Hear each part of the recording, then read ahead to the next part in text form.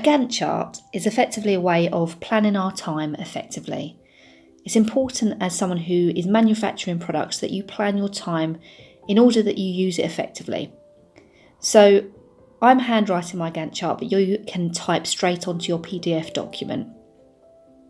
Basically, you're going to start by writing the first step of your practical make. You're breaking it down almost like a set of instructions. Imagine this is like a recipe for your production. So really you just need to break it down into quite simple steps of the key points of your production. So for most of you, the first step is going to be the same as mine. Draw out your design onto your lino. Now these numbers at the top aren't something to be confused by. These are indicating how long you're going to spend on each stage. So I've set them out in minutes because this is a project that isn't going to take weeks and weeks, it's just going to take a few hours. So I've highlighted and coloured in half of that first box to indicate that I'd spend about 30 minutes on that first stage. The second stage I've said is to cut the first layer of the lino, which I want to spend a good amount of time doing to ensure that I get it just right. And I estimate I'd spend 60 minutes on this. Now, that doesn't mean I just colour in the box that says 60. This is a progressive timeline. So you add on, you start off from your last point on the timeline. So you'll notice for the second box, it starts where the first box ended. And this is the pattern that you'll see through your Gantt chart. Now, this is just an estimate. It doesn't have to be accurate. You know, things do sometimes not go quite according to plan and will take you longer than what you've estimated.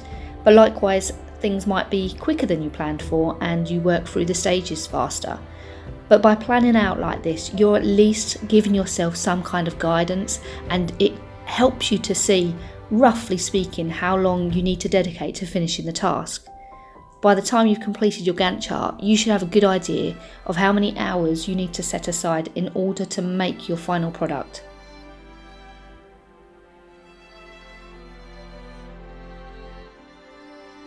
It's a good idea as well to allow for any cleaning down or washing up, as this is time in your practical session. It's time that you need to account for.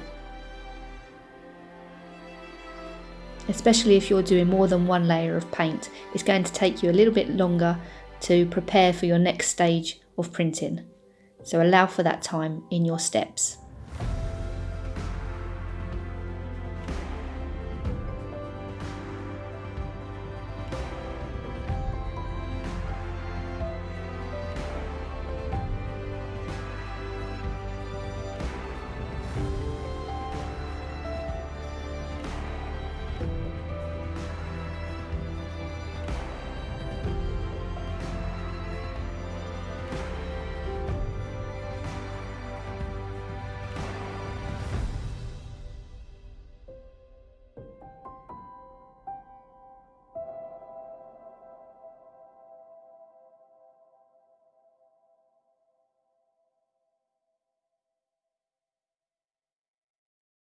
Now, I don't anticipate that my final step will take me all that long at all, so I'm just going to allow a small amount of time, a sliver at the end, and according to my Gantt chart, it will take me less than 240 minutes to make my lamp.